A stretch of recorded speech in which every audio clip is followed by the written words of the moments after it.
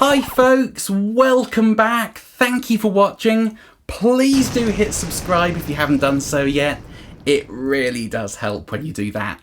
So welcome to the end of month Q&A video for June 2021. It's been a slightly quieter month in terms of comments. I think YouTube's having its typical summer lull in terms of activity, but there's still a good amount to get through today. So let's have a look at what you've all been saying. Yusuf Kasim, your videos are very entertaining to watch. Thank you. Who's your favourite guitar player or guitarist that inspires you? And what's your favourite treble booster type pedal? I'm thinking of buying the full tone custom shop one. Oh, my favourite guitarist that's inspired me.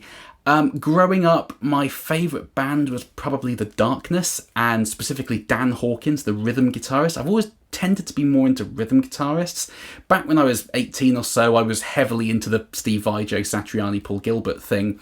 But since then, when I've become really serious about music, I've always been more into rhythm players, and I kind of got into rhythm back when I was 13 when I first discovered The Darkness. So Dan Hawkins for sure. Most classic rock guys really. I'm a huge Mike Oldfield fan. I love his guitar playing and composition. But Status Quo being another one. Again, I was more of a Rick Parfitt fan than a Francis Rossi because I like the rhythm playing. So yeah, rock rhythm players, classic guitars into classic amps, Brian May, Joe Bonamassa, all those sorts of guys.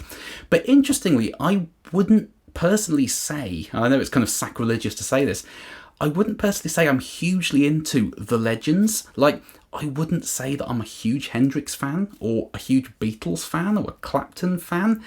I tend to kind of get into their playing, but a generation on. So I'm influenced by the guitarist that they influenced sort of firsthand, as it were. So it's just an interesting observation. I've never been sort of hugely into like the absolute guitar legends, as it were. I just haven't. But yeah, Dan from The Darkness is probably my most influential guitarist, overall over my whole guitar playing life. And in terms of my favourite treble booster, probably got two, Analog Man Beano Boost and something like the Williams Audio Ranger. This is the Golden Ranger. It's a special edition with a really rare Yellow Jacket OC44 transistor in it. The standard Ranger also has a new old stock transistor, but not one of those old Yellow Jackets. So somewhere between the two. They both sound very similar, to be honest. You do get the three-way toggle switch on both, so that allows you to add more low end in, make it slightly more full frequency. I never use that, I just leave it in the standard Rangemaster mode. But somewhere between those two. But the full tone, I'm sure, is absolutely great. I've never played one, but most of the full tone stuff seems to come fairly highly recommended in terms of quality. Alex Murphy, I was really dumb and figured treble boosters just weren't for me, but I had a buffer in front the whole time. Fixed it now, I love them. It's not a dumb mistake, mate. I've done exactly the same thing. I had a Zvex Fuzz Factory on my pedal board for a couple of years, and that is a pretty wild sounding fuzz anyway, but I just couldn't control it. It was really bright, really harsh. The gain was absolutely insane. So I got rid of it and sold it, and then subsequently watched a load of videos of people playing fuzz factories getting great sounds. And I thought back with, kind of hindsight and what I know now, and realised I had a TU2 in series at the front of my board. Buffered signal, screws with the fuzz. So it's really not a dumb mistake. We've all done it at certain points. But yeah, it's very important to be aware of buffers and impedance when using sort of old school fuzzers and Rangemasters. E. Saifi Maroglu, I think. Great video, thank you. Just tried the Tubesteader Tube Boost, really great results. Are your humbucker guitars relatively brighter and more resonant compared to modern models? Now, this is a really interesting point. I think, generally speaking, vintage guitars, which is where I live, though at least in terms of specification, they tended to have pretty low output pickups, and generally lower output pickups, or pickups that are lower in DC resistance, is not output, but it's kind of what people generally refer to as output. Pickups with a lower DC resistance tend to sound a bit brighter. So a vintage pickup will often sound brighter than a modern sort of 15K ceramic magnet pickup. So modern guitars will generally sound a little bit darker than vintage guitars, unless you're buying like a historic reissue or something. But I do also make other mods to my guitars to make them even brighter still. Again, kind of chasing the vintage specification. Like I use VI pots in all all of my guitars, which are 10% overvalued. They're 550k and 280k rather than 500 and 250, just gives you a little bit more to let a little bit more of the sort of sparkly high end through. And I use 50s wiring in my humbucker guitar so that when I roll the guitar's volume down, that clarity remains again. So I would say my guitars are generally sort of brighter than most modern guitars, even though they are modern guitars, I've kind of modded them to vintage spec. I wouldn't necessarily say they're more resonant. I think especially with like Les Pauls and things, my like custom shop Les Paul is really heavy. It's like £10, and the old Les Pauls are like between 7 and 8. So I think the lighter the guitar, the more resonant they generally are. Heavy guitars can have more sustain. Lighter guitars tend to sound a bit more airy and resonant. So I wouldn't say they're more resonant, but they're certainly brighter because I'm chasing that vintage specification. So yeah, I do mod my guitars. They're fairly simple mods: pickups, pots, capacitors, things like that. Michael Craig, are these all necessarily treble boosts, or are some of them general boosts? Can't even read today. Did you ever try a Hawk boost? That is what Rory used later on. They make them reissue in Scotland. I don't think we can get them here in the USA. Can you make a video of the Hawk boost with a Strat into classic Fender amps? Yes, Rory Gallagher did use the sort of Hawk boost, and I believe it's Flynn amps in Scotland that make the reissue pedal. I don't know if they have any dealers or if they will ship to the US. It might be worth dropping them an email. I'm sure they could maybe do you a favour or something. But yeah, I would love to demo that pedal. It's definitely on my radar. I've never played one, but I'd love to check it out. In that video, boosting my Tweed amp, I think only one of them was a treble boost, so I had the Beano boost. The rest of them were either full frequency boosts or dirty boosts. I had a full frequency overdrive in the King of Tone, different boosts where you could shelve off low end with a high pass filter. So I think only the treble booster was that was the only treble boost. The rest were all sort of different types of boosts. So you can use any boost to boost any amp, just you get different results. I'm going to make a video probably this month actually looking into different types of booster.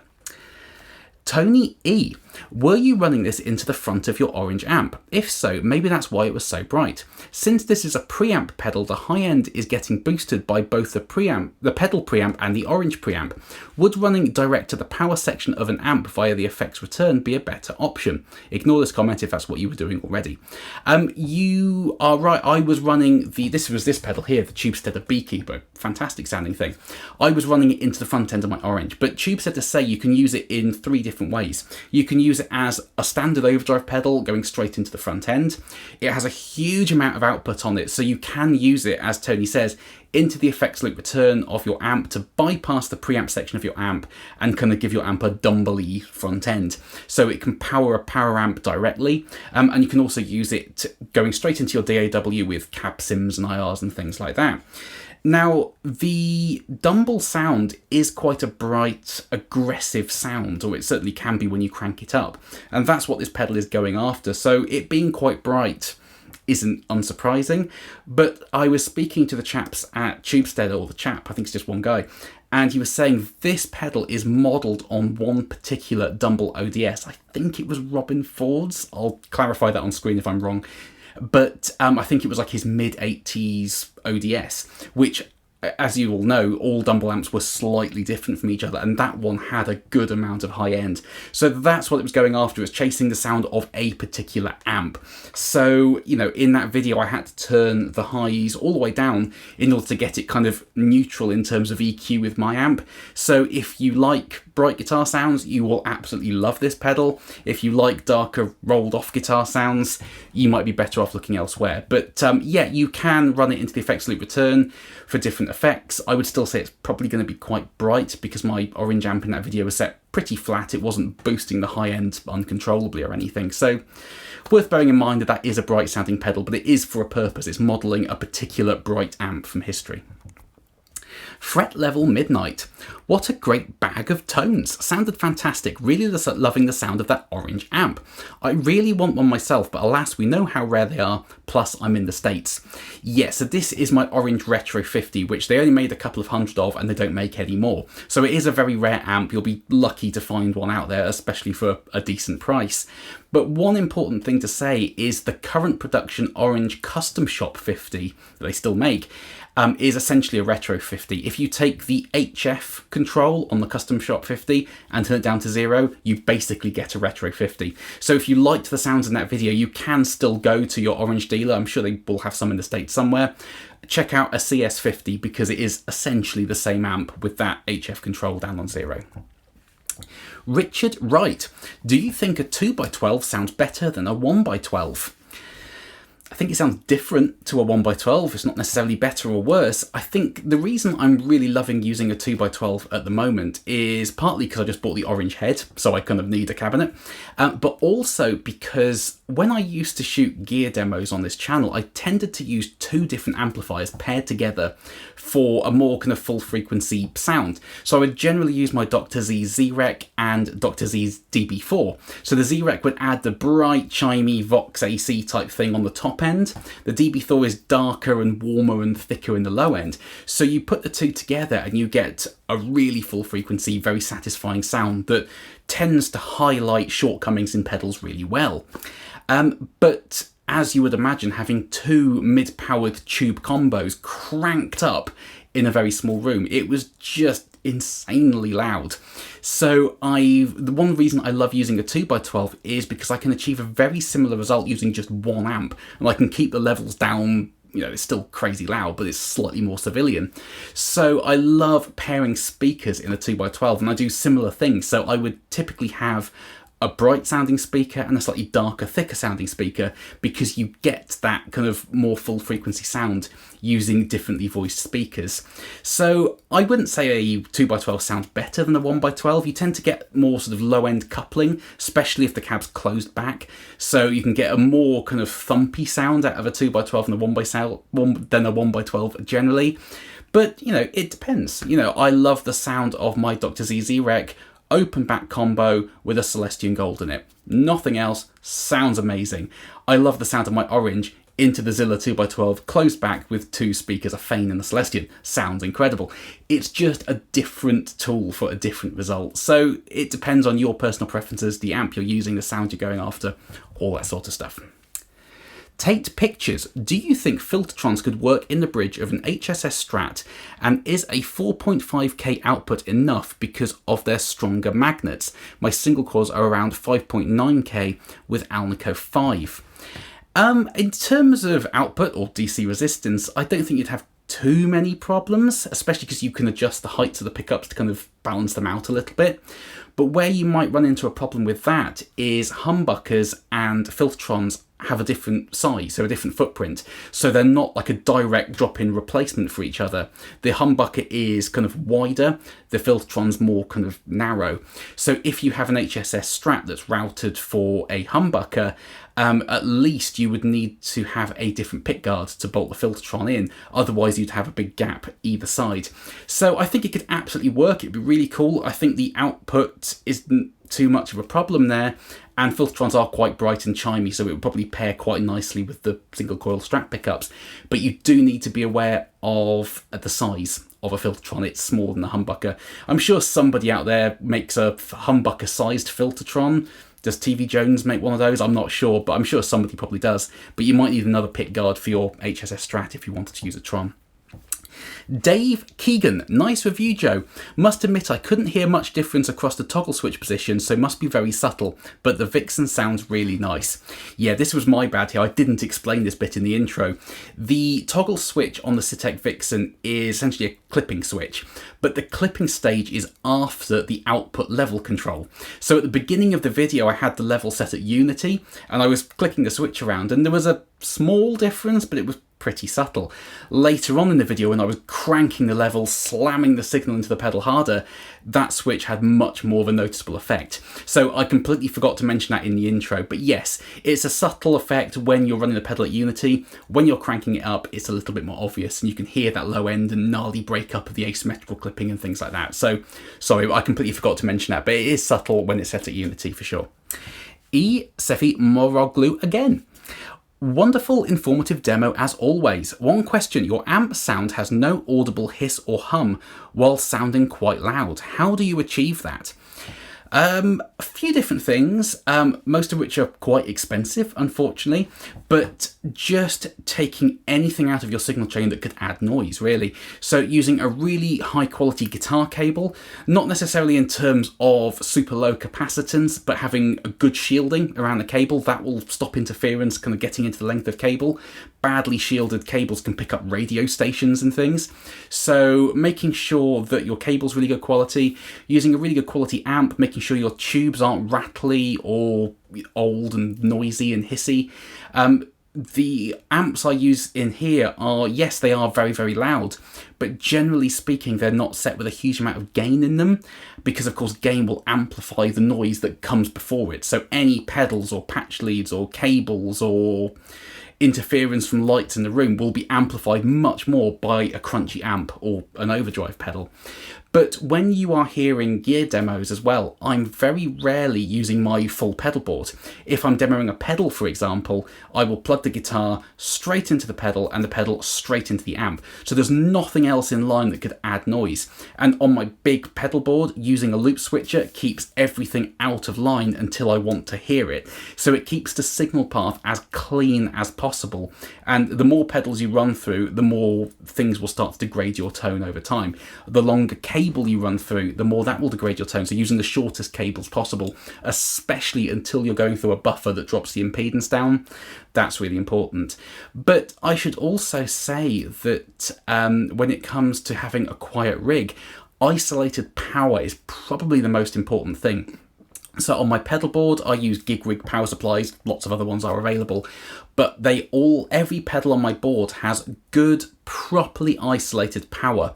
When I'm demoing a pedal, a normal 9-volt pedal at least, I run it on a battery, so there is no chance of any interference coming in the power supply. If you're daisy chaining pedals together, especially if there are digital pedals in the line somewhere, you can get random bits of noise and hiss elsewhere on your board, and it's a bit of a minefield working out where it comes from. Same goes for amps. If you are splitting your signal and using 2 amps, like a lot of people do nowadays, you need to make sure there's only one path to earth. Your second signal needs to be isolated from the first, otherwise you can get ground loop, hum and things like that. So it's just kind of knowing how electronics work to an extent, but also keeping your signal as pure as possible, keeping your power as clean as possible, and then when you crank your amp up, you won't get all that extraneous noise and hiss and nastiness. But it all costs a lot of money, unfortunately.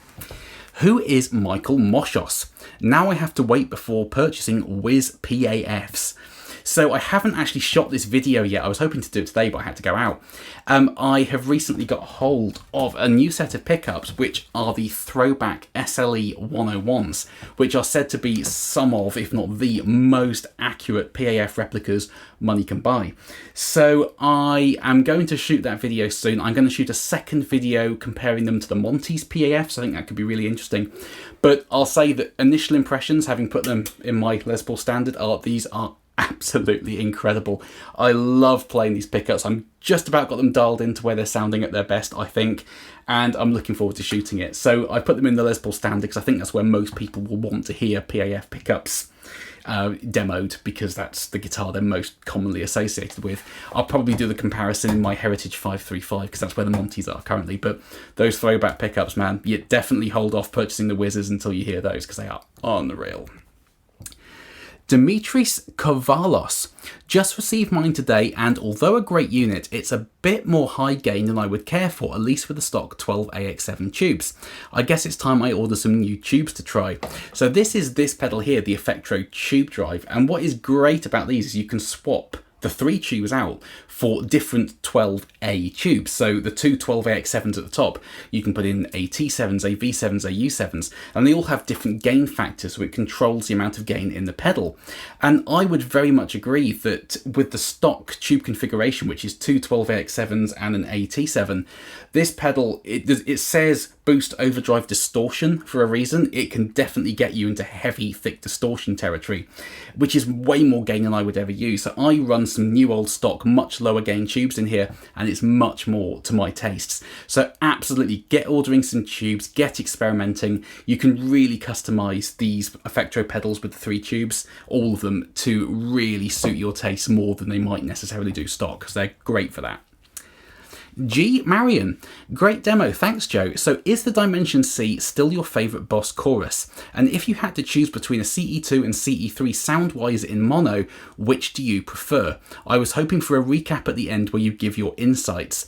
I know it's subjective, but I trust your ears. You're braver than me on that last bit.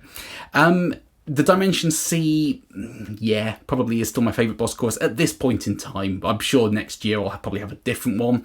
But there's something about the Dimension C, it is just absolutely magical.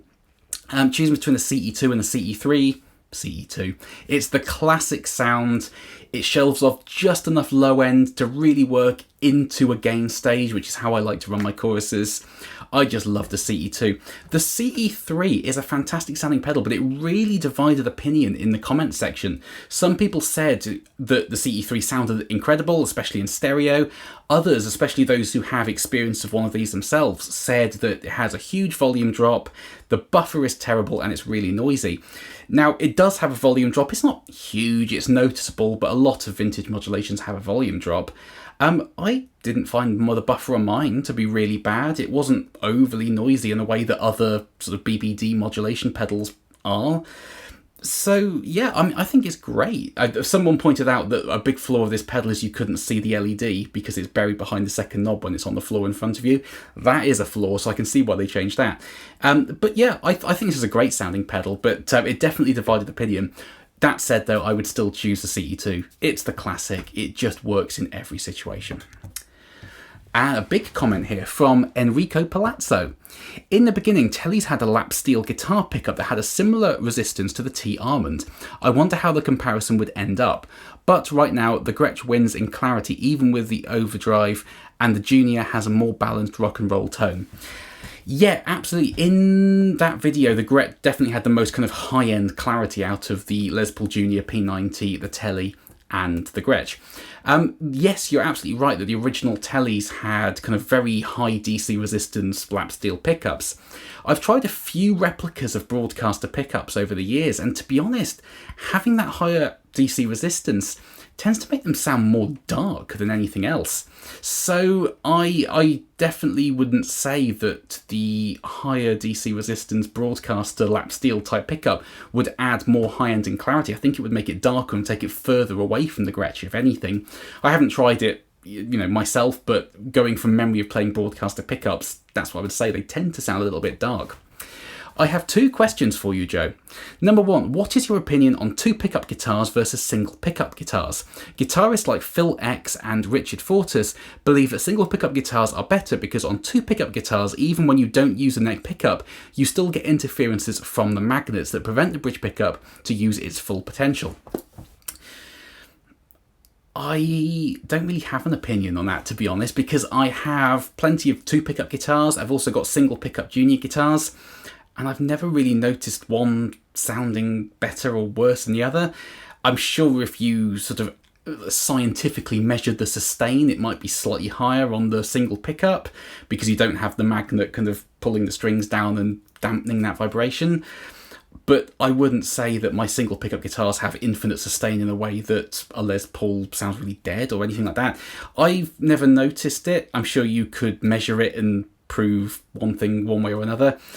But I wouldn't say it's anything to worry too much about. Aside from try it, get yourself a Junior, get yourself a Les Paul and see what you prefer. See which you prefer the sound of. Do you think sustain's better on one over the other? Something like that. But I've never noticed it better or worse one way or another, personally. But I do use vintage lower output pickups that will have less pull on the strings. So maybe if you're like a modern metal player and you have two bare-knuckled nail bombs in there or something with 16k DC resistances, they will have more pull on the strings. So maybe it's a concept more relevant to modern guitars with super hot pickups. Possibly, that's just me speculating. But yeah, especially on the vintage side of things, I've never really noticed anything either way. And number two, reverse headstock. In your Tele or Strat, do you feel like you need more tension on the lower E string? Do you think the reverse headstock thing is just cosmetic or a serious technical thing? I always play guitars with 3 tuners per side, but never a guitar with 6 tuners per side until I bought the non-reverse Firebird with regular headstock. And the one main issue with that guitar compared to the ones I usually play is the lack of tension on the lower E string. So I wondered what is your opinion on the subject? again, I can't really have an opinion because I've never played a guitar with a reverse headstock with 6 tuners on the wrong side, as it were. So I don't really have any personal experience of that. I've definitely heard that reverse headstock guitars certainly change the feel of a guitar, and that's possibly due to different tensions in the strings. I would say you could possibly do something to kind of tweak that just by putting more turns of the string on the tuner. So on the lower E string, if you want more tension in that, you could maybe put a couple of extra winds on the tuning peg so that it puts the kind of the start of the string lower down, so you get more of a break angle over the nut. That might add a bit more tension in there. But yeah, you've also just reminded me I really want to get a Firebird at some point, because I've always wanted one and I've never really played one. So yeah, sorry I can't be more help, Enrico, but hopefully that kind of answer gives you my perspective on it at least, even though it doesn't answer either of your questions. So sorry about that.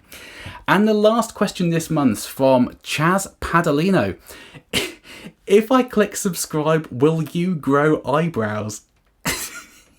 Oh God, I got eyebrows. Look, I mean, it might not show up on the camera with a film light in my face, but I've got something going on. But yeah, if you click subscribe, Chaz, and comment again, I'll get some of those big sticky on ones if that keeps you happy. But yeah, I've got eyebrows, haven't I think. Anyway, but that takes us to the end of the questions this month. I always like to try and end on a funny one if I can. So thank you ever so much, folks, for all your comments in this past month. Any more comments, drop them underneath this video or in the videos for the next month. I'll try to address them in the July Q&A. But I love doing these videos. They're a lot of fun, and yeah, they're just great to do at the end of the month. So I really hope you get as much out of them as I enjoy doing them. So thank you ever so much, folks. Please do carry on subscribing. I know I always say it, but it really does help, and I will grow some eyebrows, and I will see you very, very soon. Goodbye.